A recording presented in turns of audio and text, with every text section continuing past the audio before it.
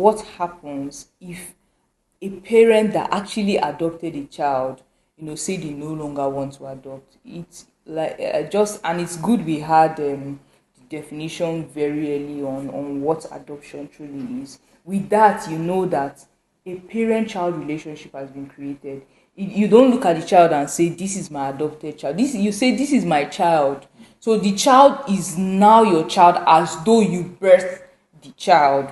And in view of that, just then imagine you hearing a parent saying, this is my child that I gave birth to, and I no longer want this child." That is the same position you are in.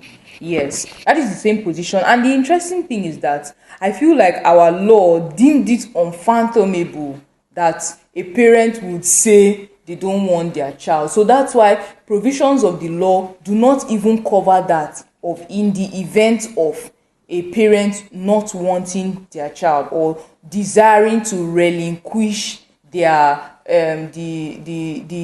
their child. So in view of that, once again, the Child's Rights Act doesn't have provisions to say, oh, in the event that you do not want your child, because it's actually a permanent creation.